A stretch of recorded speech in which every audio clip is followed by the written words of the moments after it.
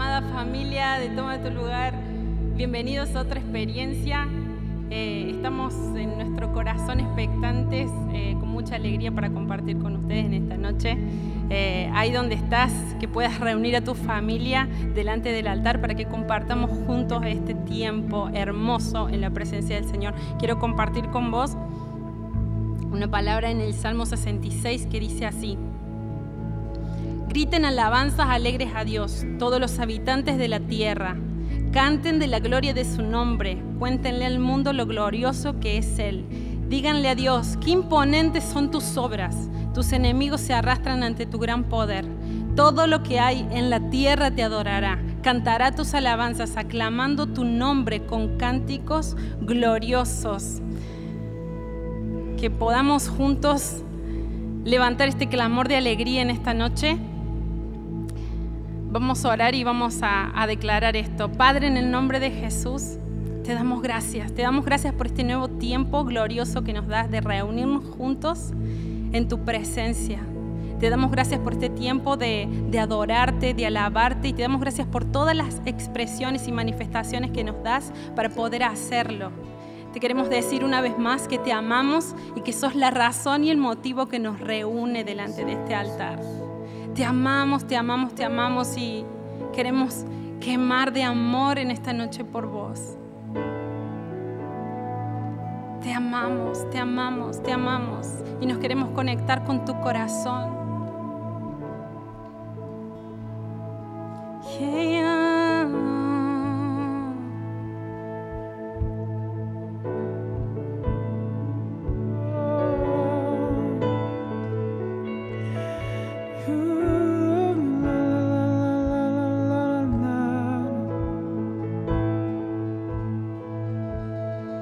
Te adoramos por todo lo que has hecho y te adoramos por todo lo que harás y te adoramos por todo lo que estás haciendo en medio de tu iglesia.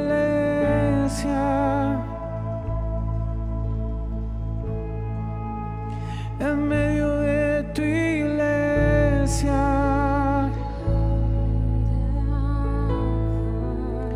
en medio de tu iglesia, tu cuerpo está creciendo,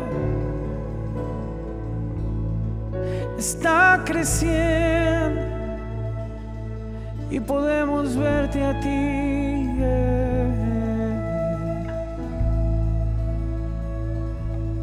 Es tan perfecto tu amor, es tan perfecto, tu amor es tan perfecto.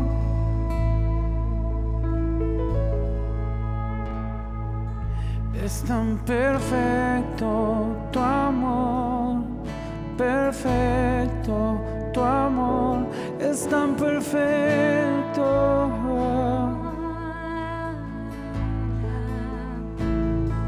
Es tan perfecto tu amor, es tan perfecto tu amor, es tan perfecto.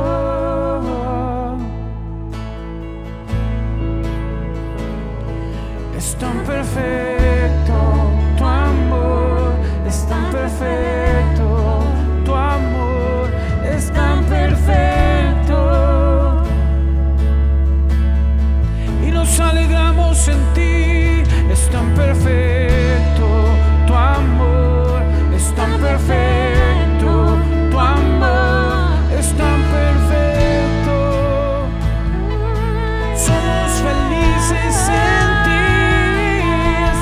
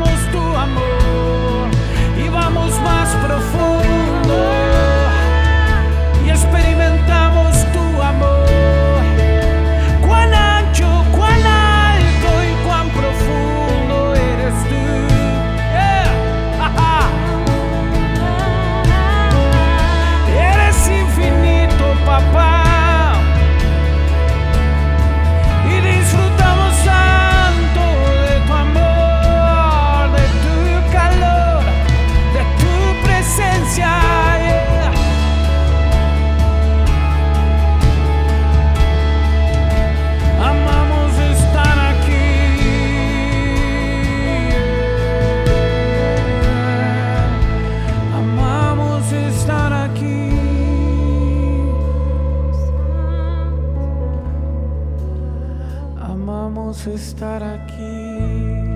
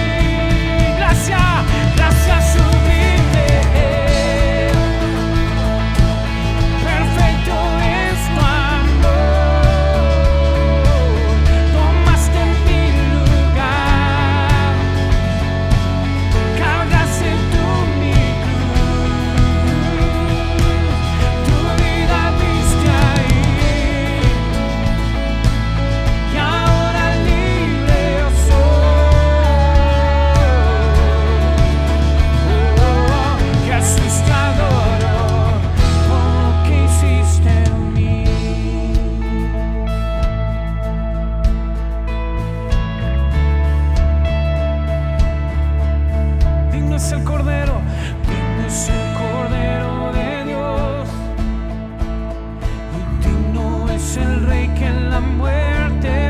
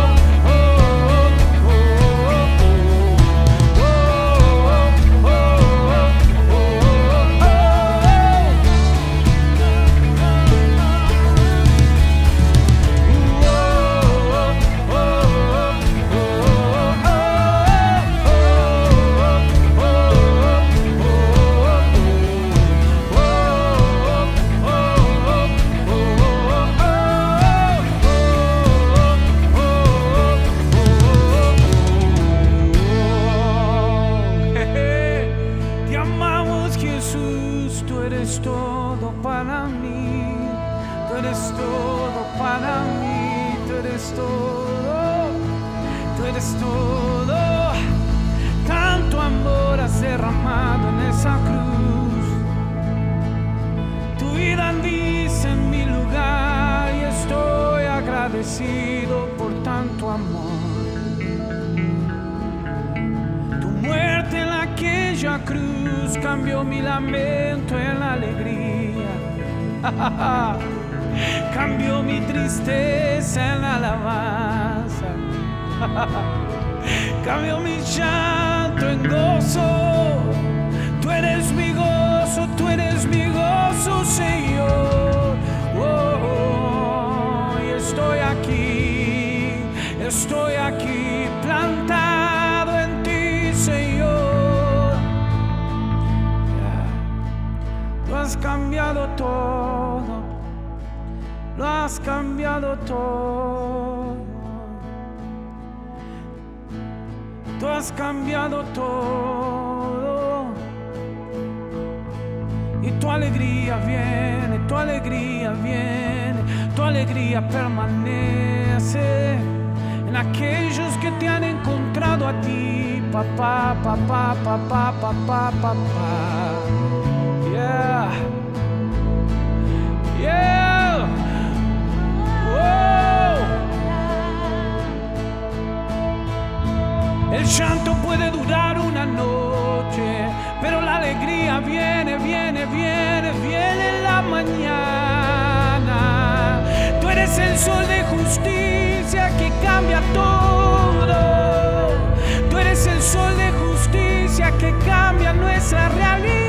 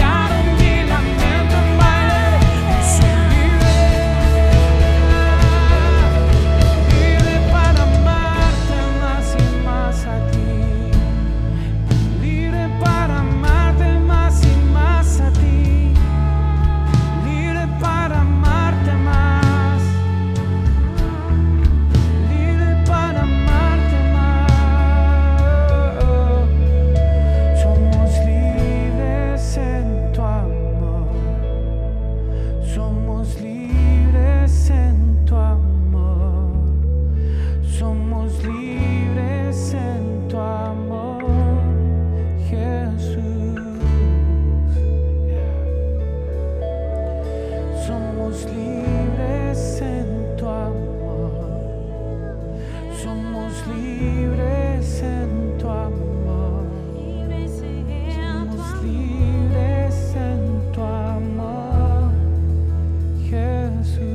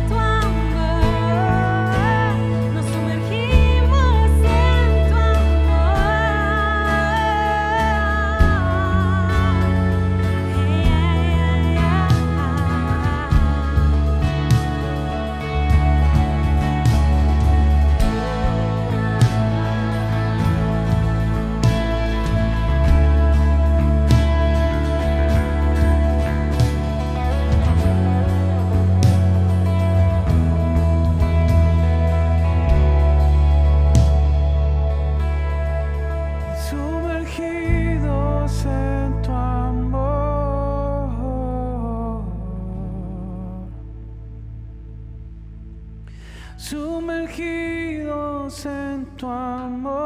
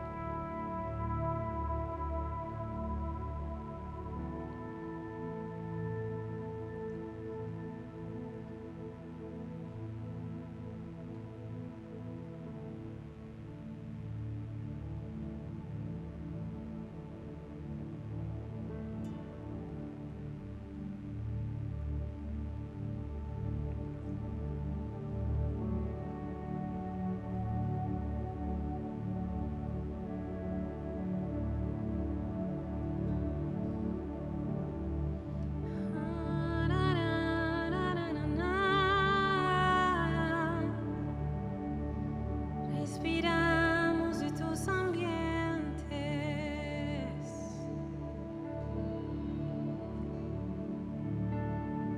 sumergidos en tu amor. Respiramos tu esencia y tu perfume aquí.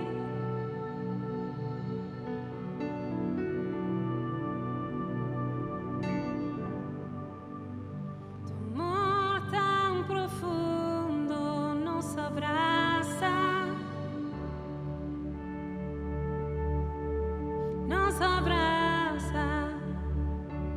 nos envuelves,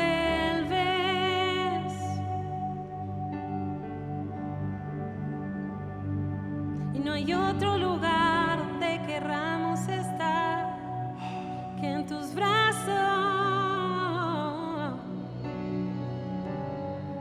de amor, de amor, de amor, de amor.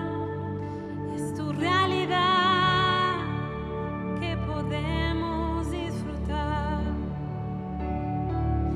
Es tu realidad en la que queremos siempre estar.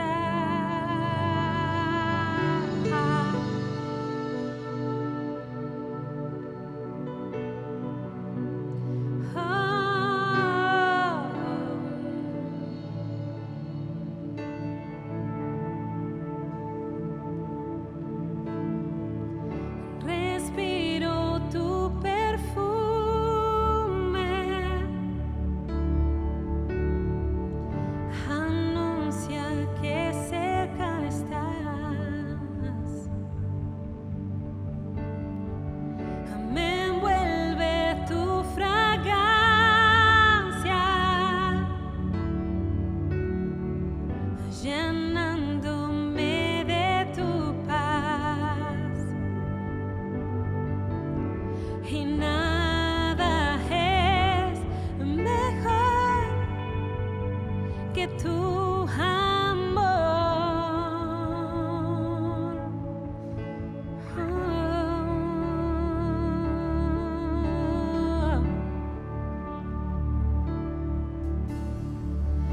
Respiro tu perfume,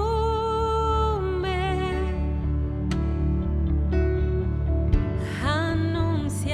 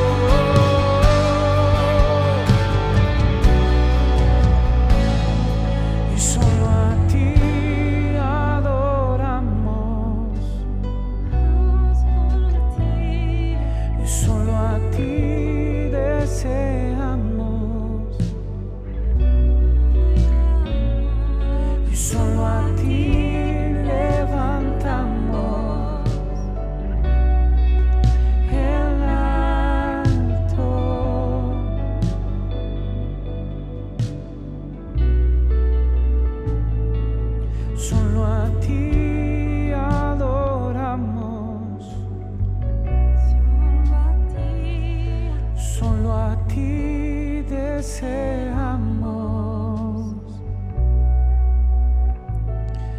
solo a ti levantamos el alto.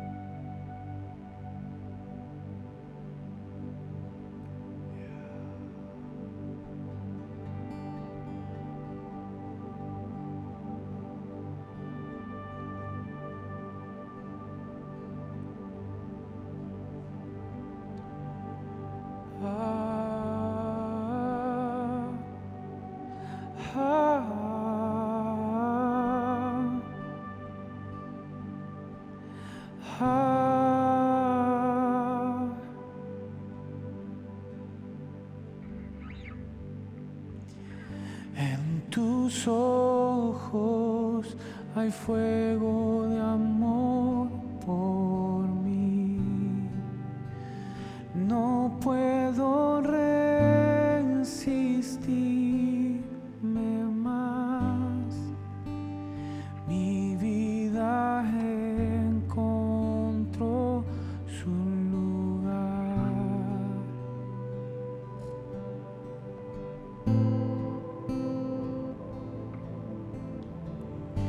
En tus ojos hay fuego de amor por mí. No puedo resistirme más.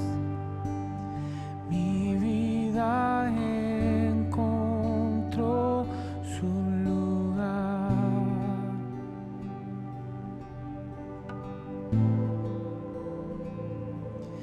Mis ojos están mirando tu rostro por siempre.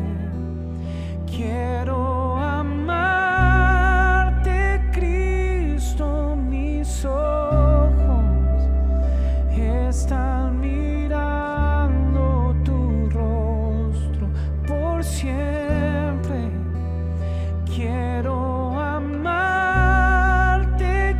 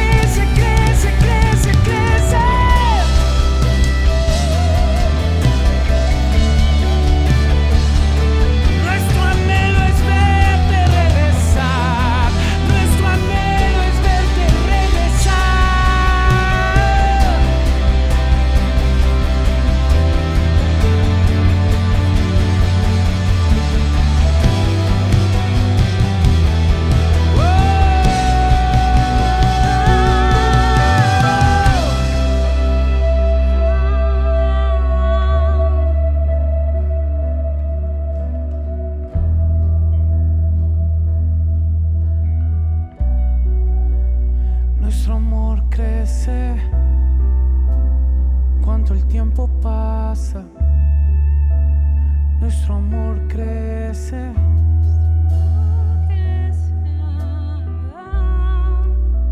En cuanto el tiempo pasa, nuestro amor crece. Nuestro amor crece.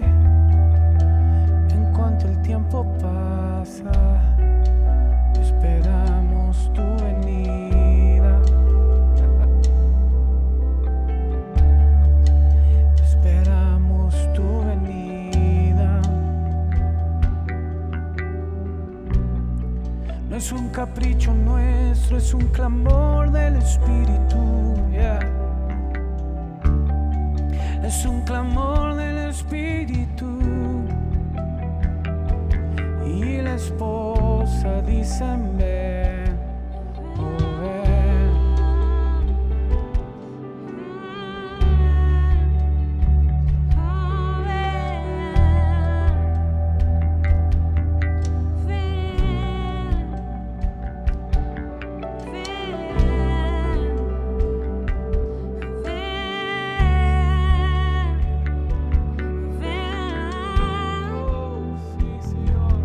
Ven, ven y ven.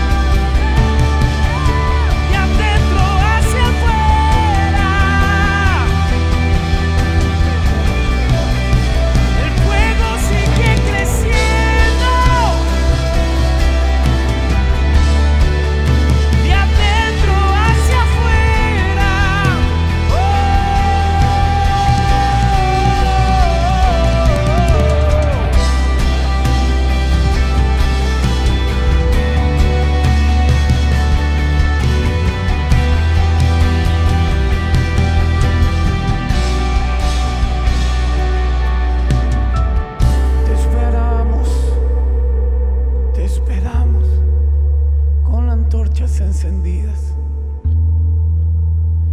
con aceite en nuestras lámparas.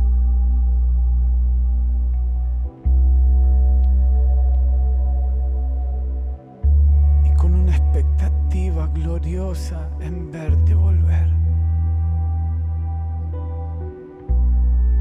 No solamente para que sea un mega evento el verte regresar,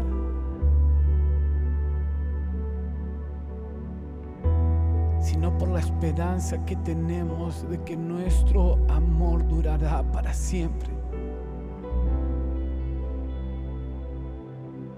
El perfecto amor se manifestará entre nosotros y ese reino no tendrá fin. Maranata, ven Señor Jesús. Maranata, ven Señor Jesús.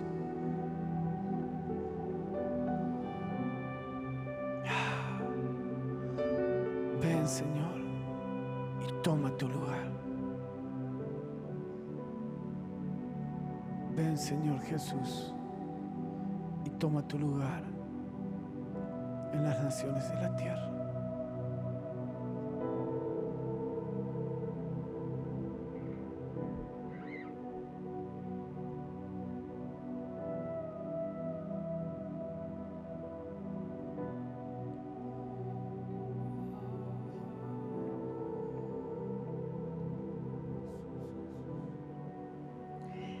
Hola, Tete la Iglesia, qué gusto estar con la familia, qué gusto poder estar juntos de nuevo y poder continuar con esta serie que hemos comenzado de hacer espacio para Dios. Espero que la estés siguiendo y que estés tratando de sacar todo lo que estamos tratando de poner en esta serie para que realmente el Señor tenga un espacio en nuestras vidas, en nuestra familia, en nuestras relaciones, en la iglesia.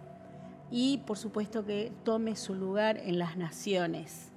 Así que es un gusto poder hacer este tiempo o tomar este tiempo para estar juntos.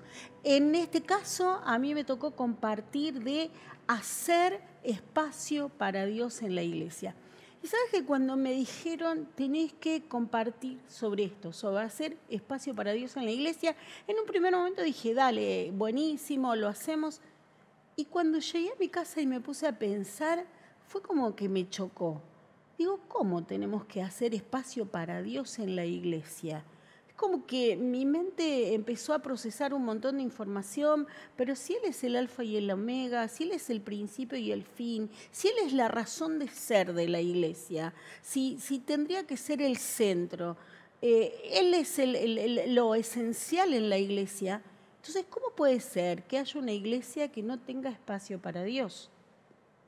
Y pensando en esto, vino a mi mente unas palabras que están escritas en el Apocalipsis, en el capítulo 18, versículo 4, cuando dice, y oí una voz del cielo que decía, salid de ella, pueblo mío, para que no seáis partícipes de sus pecados, ni recibáis parte de sus plagas. Apocalipsis 18, 4. Ahora, ¿de qué está hablando este pasaje? ¿De dónde tiene que salir el pueblo? Habla del pueblo de Dios, entonces está hablando de su iglesia universal. Él es el pueblo de Dios que tiene que salir de un lugar, y este lugar, si nosotros leemos en todo el contexto, es Babilonia. Ahora, seguramente vos me dirás, pero yo soy parte de la iglesia, y si dice salí de en medio de ella, o sea, de Babilonia, pueblo mío, quiere decir que en algún momento yo me introduje en Babilonia. ¿Cuándo fue eso? ¿Y qué es Babilonia? O sea, surgen un montón de preguntas al leer este pasaje. Primero vamos a reflexionar qué es Babilonia. Babilonia era una antigua ciudad, capital del Imperio Caldeo. ¿Sí? Babilonia fue la evolución de aquella fundación de la antigua Babel, ¿se acuerdan la de la torre? Bueno, de ahí comienza a edificarse, va mutando, va creciendo, se convierte en la capital del poderoso Imperio Caldeo. Por allí, por el año 586 a.C., la nación, el reino de Judá, ¿sí? El remanente que había quedado del linaje de David en el trono, que tenía Jerusalén por capital, cae en manos de Babilonia, cae en manos del imperio caldeo. Y sus nobles, la gente del clero y la gente principal es llevada cautiva y trasladada justamente a Babilonia. Y también se saquea el templo, se llevan los utensilios del altar y se llevan a Babilonia. Ahora, ¿qué pasó en todo esto? Que esta gente, nosotros a veces tenemos una idea un poquito distorsionada. Pensemos que los que estaban en el exilio de Babilonia estaban como los judíos que estaban en Egipto. En Egipto eran esclavos, en Babilonia nunca fueron esclavos. En Babilonia era gente simplemente trasladada para hacer un reacomodamiento, digamos, sociocultural de esta gente. ¿Sí? Pensemos hoy en la actualidad que hay tanto movimiento dentro de las naciones, un grupo de hispanos en Estados Unidos, o sea, siguen teniendo sus costumbres, pero van adquiriendo otras costumbres y se hace una mixtura. O sea, eso era la intención que tenía el imperio babilónico. Lo lleva y era tal la libertad que hasta tienen la posibilidad de practicar su religión.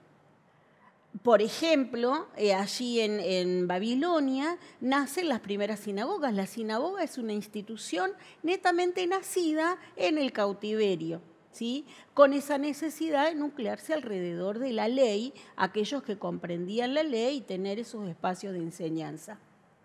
Ahora, ¿qué pasó con la religión en Babilonia? En Babilonia tenían todo menos una cosa. No tenían el arca, no tenían el templo, no tenían presencia de Dios.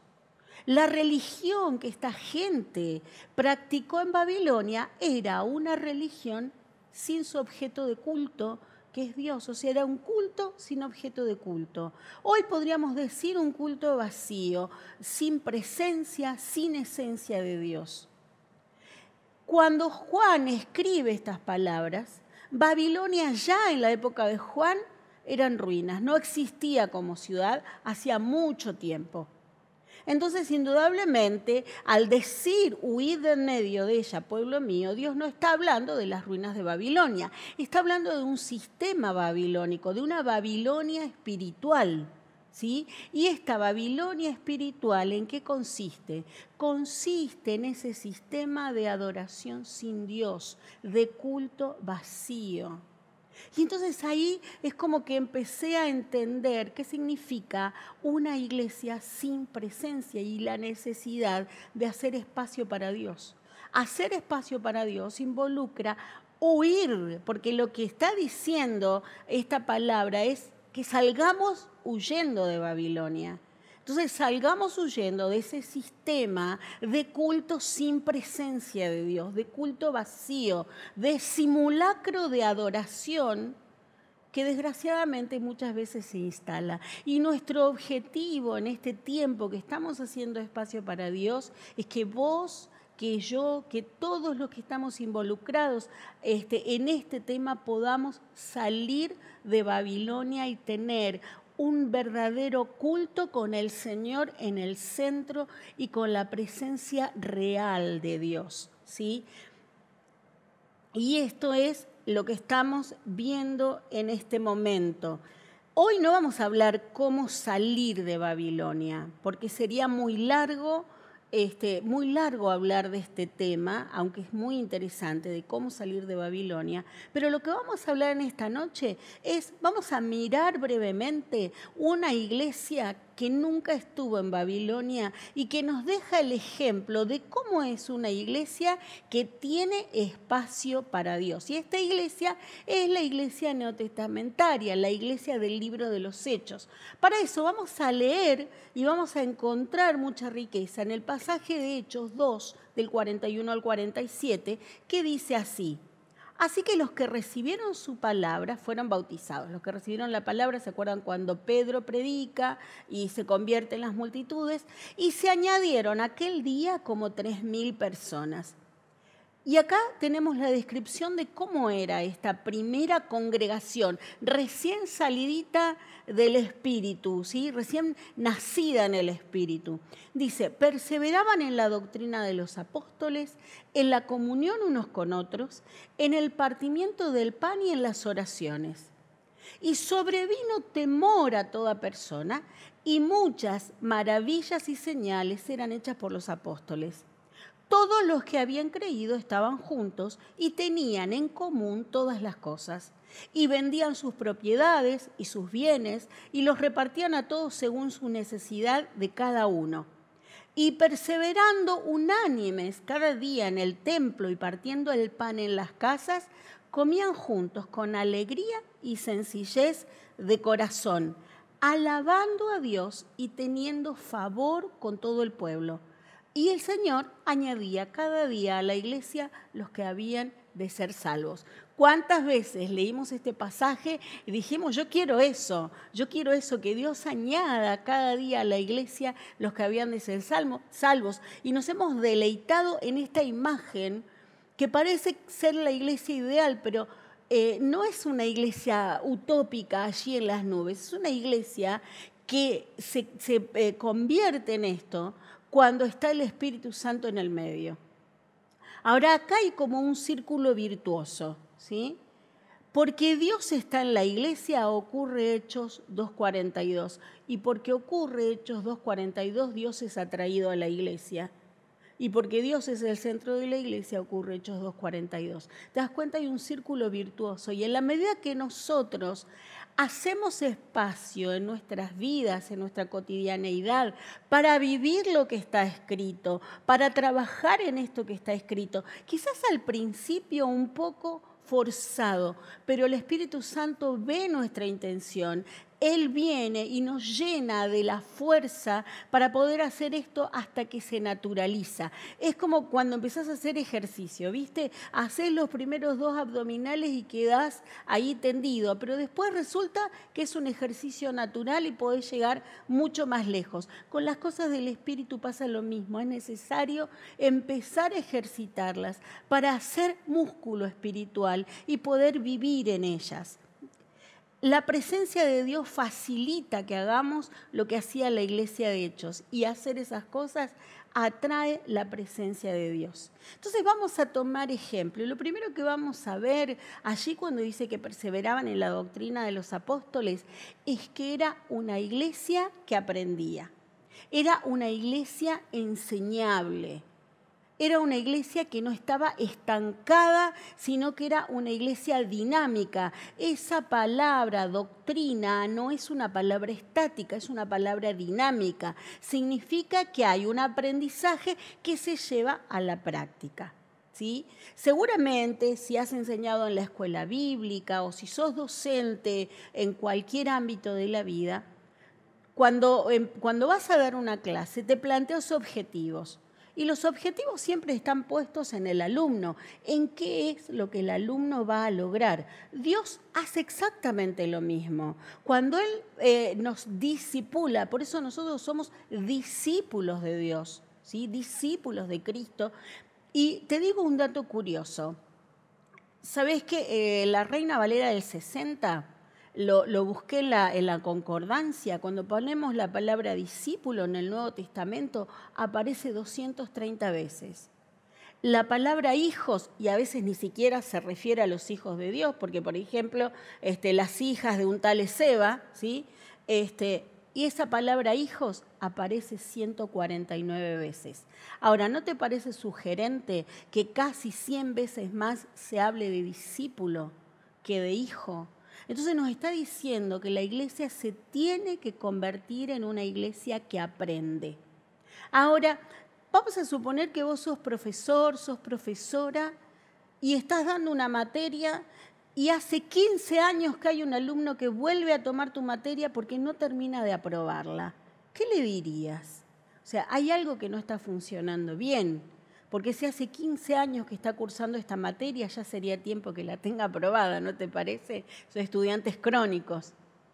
Pero ¿sabés que dentro del cuerpo de Cristo hay gente que crónicamente estudia una verdad que estudia crónicamente la palabra de Dios. ¿Sabes por qué es eso? Porque realmente no nos dejamos enseñar. Nos conformamos con haber leído, pero no con llevar a la práctica. Y el fundamento del proceso de enseñanza-aprendizaje es justamente que el alumno, que el discípulo, llegue a adquirir la experiencia como para llevar a cabo o para utilizar lo aprendido en la resolución de un problema, ¿sí? O sea, ese es el enfoque del proceso de enseñanza-aprendizaje.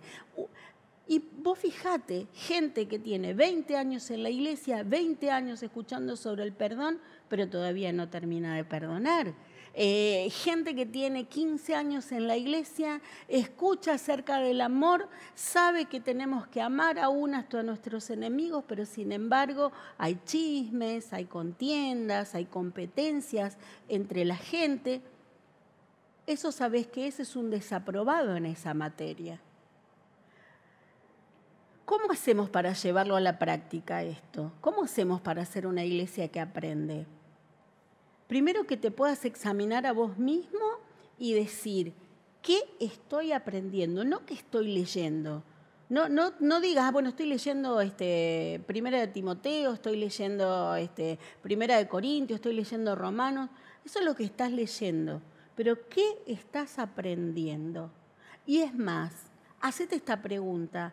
¿Qué es lo que aprendí en los últimos tiempos? Pero algo que aprendiste y lo podés llevar a la práctica. Hoy hablaba con un amado hermano y él me decía, este último tiempo el Señor me puso en la escuela de aprender a poner en sujeción mis emociones. Eso es aprendizaje. Eso es una iglesia que aprende. Y esa es una iglesia que tiene a Dios en una posición privilegiada, que ha hecho espacio para Dios. El segundo punto es una iglesia que tiene comunión. El Señor dijo que sean uno para que el mundo crea.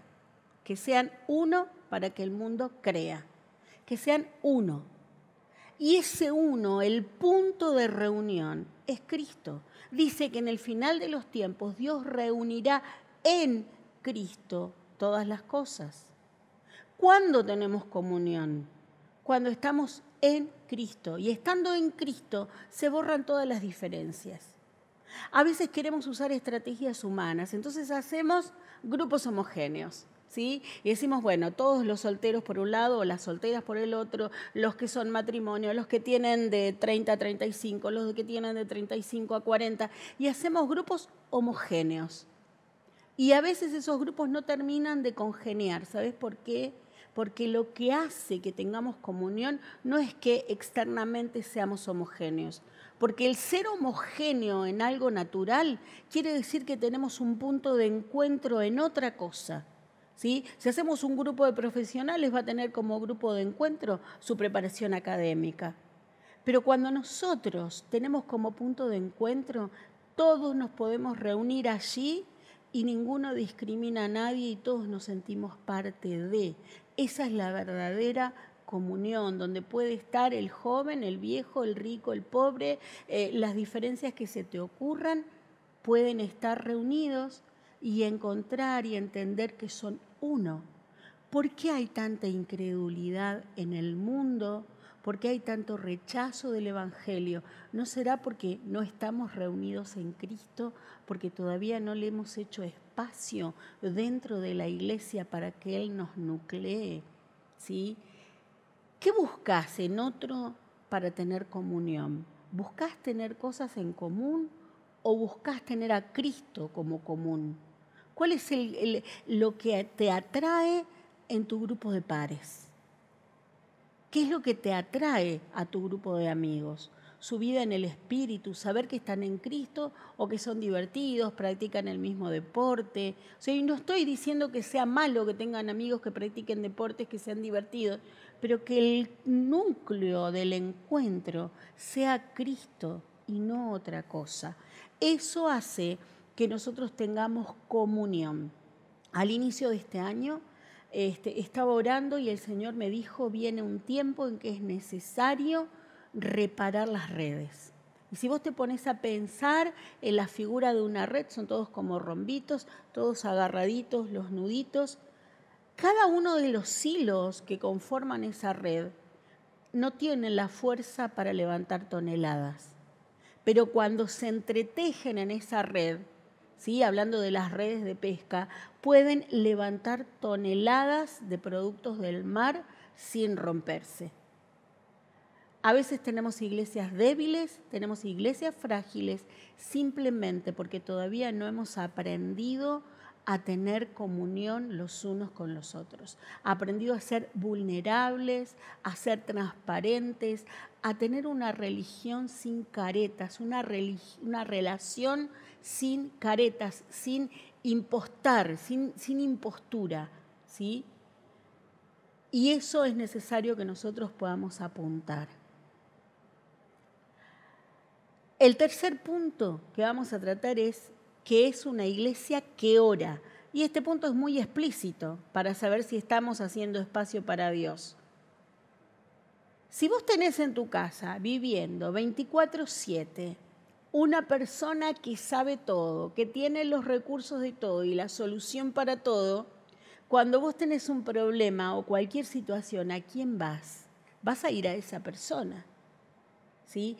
Esto es lo que tiene Pablo en mente cuando dice orad sin cesar. La certeza de que el Señor está presente, la revelación de la omnipresencia de Dios, hace que nosotros podamos permanentemente estar en dependencia de Dios. Él está allí. Y el saber de su omnipotencia, que todo lo puede, que en Él encontramos lo que necesitemos, la ayuda, el consejo, el consuelo, lo que necesitemos, nos hace que sea la primera persona a la que recurrimos. ¿Por qué no oramos? O porque no se nos reveló que Él está presente, o porque no se nos reveló que Él todo lo puede, o simplemente porque no se nos revelaron ninguna de las dos cosas. Y esto no se necesita la gran revelación. Esto es algo que surge espontáneamente de estar con Él y uno allí comprueba. Como dijo Job, de oídas te había oído, pero ahora mis ojos te ven. En el andar cotidiano nosotros le vamos conociendo, vamos sabiendo que Él siempre está y que Él siempre tiene la solución para todo. ¿A quién estás recurriendo cuando tenés una crisis? ¿A dónde vas primero? ¿Vas a tus padres? ¿Vas a tu novia? ¿A tu esposo? ¿A tu pastor? ¿A dónde vas primero? Y acá nosotros tenemos que reflexionar en esto, que lo primero sea la oración. Y hacételo como un ejercicio, como decía en el punto anterior. Que cuando tengas una situación crítica, puedas frenarte a vos mismo de correr a contarle a otra persona y primeramente tomar tiempo para orar. Y vas a ver que las cosas se solucionan mucho más rápido. Otro de los puntos es que es una iglesia que tiene temor de Dios. A veces la familiaridad de saber que papá es papá nos hace olvidarnos de que Él es rey, de que Él es el Señor, de que Él es el Todopoderoso. Y sabes, yo pensaba, ¿qué pasará con los hijos de Messi, de Lionel Messi en la intimidad? ¿Sí? Su papá es esa persona que pasa de pronto despeinado a la mañana, sin lavarse la cara, a buscarse un café.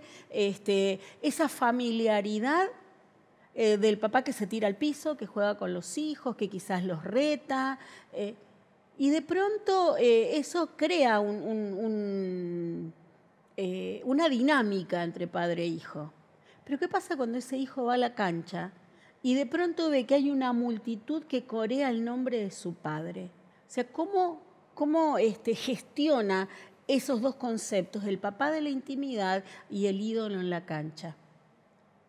Creo que la iglesia, en muchos sentidos, los que se nos ha revelado que Dios es Padre, nos olvidamos que aparte de ser papá, es el rey, el creador, el dueño de todo, el Señor del universo. Y entonces entramos en la parte en que perdemos el temor. Y bueno, total, Dios perdona. Pero cuando hay tal caos alrededor nuestro y que no es que va a menguar, porque la palabra dice que en los postreros tiempos la maldad irá en aumento.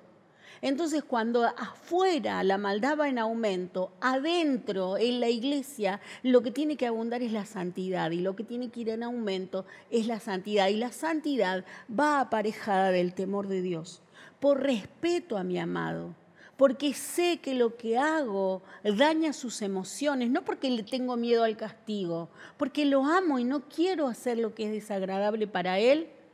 Entonces no lo hago, y cuando tengo una tentación pido ayuda, busco a quien confesar el pecado, busco a quien pedir ayuda en medio de la tentación y le pido perdón a él inmediatamente. Que vuelva a nosotros el temor de Dios. Y te dejo esta pregunta: ¿tenés a quién confesar y a quién buscar cuando tenés una tentación? No te calles, porque la tentación es la semillita del pecado. Si dejás que esa semillita crezca, puede arrasar tu vida. Pero gracias a Dios que Dios nos puso en una familia donde está permitido fallar siempre y cuando nos arrepintamos. Gálatas 6:1 dice: hermanos, si alguno fuere sorprendido en alguna falta, vosotros que sois espirituales, restauradle con espíritu de mansedumbre, considerándote a ti mismo, no sea que tú también seas tentado. Así que esa es la función nuestra como iglesia, ¿sí? Tener temor de Dios, vivir en santidad, y si hubiera alguien que esté en una falla, restaurarle en la medida que esa persona se arrepiente y está dispuesta al cambio. Otro de los puntos es que es una iglesia solidaria. Vieron que dice que nadie tenía necesidad porque las necesidades eran suplidas, ¿sí? A mí me gusta muchísimo leer la palabra y encontrar cuál es el enfoque de Dios con respecto a nuestro trabajo. Fíjense, Efesios 4:28. ¿Cuántos hemos dicho, no, quiero tener un buen trabajo, un mejor trabajo o una mayor ganancia de mi trabajo porque quiero poder ir de vacaciones, quiero poder cambiar el auto, hacer esta mejora? Pero fíjense lo que dice: el que hurtaba no hurte más, sino trabaje haciendo con sus manos lo que es bueno. Y escuchen, ¿no? ¿Para qué? Para que tenga que compartir con el que padece necesidad. ¿Qué te parece? ¿Sí? O sea, no dice trabaje porque necesita proveerse, porque nuestra provisión para todas las cosas viene de parte del Padre. El enfoque aún de nuestro trabajo está situado en la necesidad del otro. Trabajar para tener que compartir con el que padece necesidad. Decime si aún no te cambia la panorámica de lo que es tu trabajo, ¿sí? Y quiero terminar con esto de la iglesia solidaria con el ejemplo de los macedonios. Dice de los macedonios, allí en 2 Corintios 8:2-4, que en grande prueba de tribulación, y escucha, ¿no?, la abundancia de su gozo y su profunda pobreza abundaron en riquezas de su generosidad. Pues doy testimonio de que con agrado han dado conforme a sus fuerzas y aún más allá de sus fuerzas, pidiéndonos con muchos ruegos que les concediéramos el privilegio de participar en este servicio para los santos. Económicamente, ¿sí?, la iglesia de Macedonia estaba en crisis totalmente. No tenían economía como para dar, no tenían recursos materiales como para dar. ¿Sabes qué es lo que tenía esta iglesia y qué es lo que dice acá? Dice que tenían gozo y que tenían generosidad en medio de su profunda pobreza. ¿Sabes que el dar no está ligado a lo que tenemos, sino está ligado a lo que somos? Esta gente era gente gozosa. El gozo te impulsa a dar. El gozo es un motor. Alguna vez tenemos que trabajar este tema del gozo dentro de la iglesia porque es un motor impresionante para un montón de cosas. ¿Qué es lo que tenés? No sos solidario por los que tenés económicamente, no sos solidario por tus recursos. Sos solidario en la medida que tu corazón es solidario. Y cuando tenés un corazón solidario, te das cuenta que siempre hay algo para dar con el que padece necesidad. Una iglesia solidaria. El sexto punto es que es una iglesia que adora. Es una iglesia, dice, que alabando a Dios todos los días.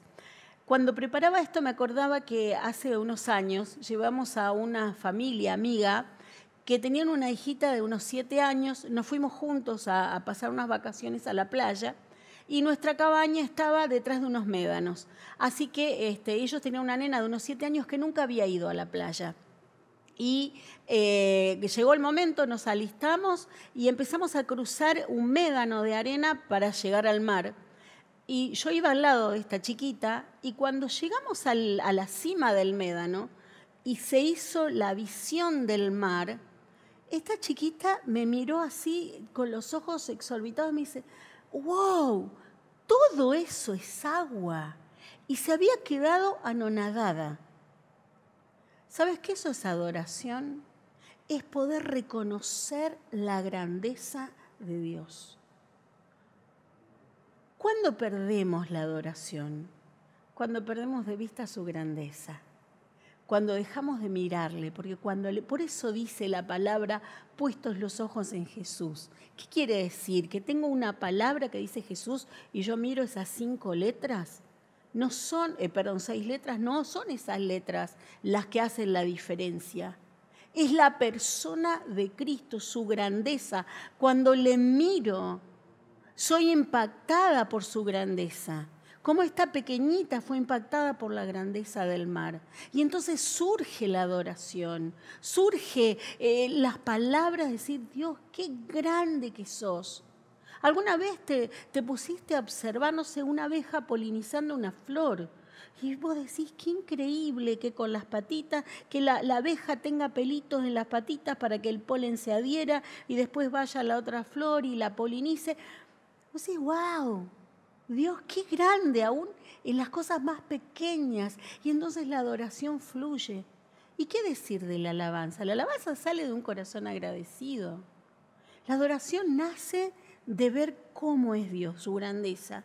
Y la alabanza fluye cuando vemos su obra. Pero para esto hay que tener tiempo. A veces vivimos vidas tan aceleradas que no bajamos un cambio para decir, Señor, yo hoy quiero contemplar tu belleza, contemplo tu grandeza y deleitate y ponete, hacé espacio en tu mente para Dios. Y deja volar tu mente por toda su creación, por todo lo que Él es, por todo lo que Él hace. Y vas a ver que la adoración fluye de una manera espontánea. No hay escuelas de adoración. Nadie te puede enseñar a adorar. Adorar se aprende cuando le estamos viendo, cuando Él se nos revela y el corazón estalla en una canción sin melodía, en esa canción del corazón agradecido y enamorado. Y por último, y con esto terminamos, era una iglesia que tenía alegría, era una iglesia agradable. Ahora, ¿sabés qué? Decir que soy cristiano y tener la cara larga, ¿sí? El tipo tristonio, ¿sí? Ser pesimista, tener esa visión negra de la vida, no es compatible, no es compatible. Dice el Salmo 16, en tu presencia hay plenitud de gozo. En la presencia del Señor, cuando hay espacio para Dios en nuestra vida, hay plenitud de gozo. No importa la situación, pero no quiere decir que vamos a estar sonriendo cuando, no sé, hay crisis que nos sobrepasan en las emociones, pero sí que tenemos esa paz interior de saber que el Señor está en control, ese reposo de decir, Señor, no espero nada malo de ti, sé que a los que te amamos todos nos ayudan a bien y eso nos mantiene en el gozo. Y ese gozo, dice más adelante, que esta iglesia hallaba favor con los hombres. O sea, era agradable a los hombres. ¿Por qué era agradable a los hombres? Por estas cosas que tenía. Decime si no es agradable estar con una persona que siempre tiene una palabra de ánimo, que las adversidades no lo detienen, que te dice, sí, es cierto, estuvo la pandemia, pero podemos hacer esto, podemos hacer lo otro, y le encuentra la vuelta. Hoy los psicólogos hablarían de ser una persona resiliente, ¿sí? Que se puede quebrar, pero no se puede doblar, pero no se quiebra. Esto pasa cuando la iglesia hace espacio para Dios. Cuando nosotros hacemos espacio para Dios, las pruebas nos pueden doblar, pero no nos quiebran. Y los que están alrededor ven eso, y eso es atractivo, es agradable. Y por eso el Señor añadía a la iglesia a los que habían de ser salvos, porque veían el ejemplo de esta iglesia y decían, yo quiero eso, yo quiero eso. La gente que se sumaba a la iglesia en la iglesia primitiva sabía que iban a ser perseguidos, que iban a tener un montón de problemas, pero querían la esencia de lo que estaba en esta gente. Era mucho más grande el tesoro que ellos veían en sus vidas cotidianas que la persecución que pudiera venir de afuera. ¿Está eso en tu vida? ¿Está eso en tu familia? ¿En el hogar? ¿En la congregación? ¿Cuánto necesitamos volver a hacer espacio para Dios? ¿Querés que oremos y le podamos decir al Señor, Señor, te pedimos perdón si nos hemos distraído en estructuras, en métodos, en cosas externas que no aportan a que vos seas el centro? Te pedimos perdón, Señor, y queremos salir de Babilonia, queremos huir de en medio de ella y empezar a vivir en la plenitud de la vida del Espíritu, donde tú tienes espacio, porque tú eres el lugar del encuentro, tú eres el lugar donde todos confluimos y al que todos pertenecemos. A ti pertenecemos, Jesús. A ti pertenecemos, en ti nos encontramos y en ti nos nucleamos. Padre, transforma nuestras vidas, transforma nuestras familias, transforma nuestra congregación, para que podamos permanentemente tener espacio para ti, para el Rey de Reyes, para el Señor de Señores, para nuestro amado, hermoso, precioso, para el deseado de las naciones, para aquel delante del cual toda rodilla se doblará y toda lengua confesará el señorío. Te amamos, papá, te amamos. Gracias por el privilegio de ser parte de tu familia. Gracias por el privilegio de ser parte de la iglesia que tiene la oportunidad de volver a replantearse las cosas y hacer espacio para ti. En el nombre de Jesús. Amén.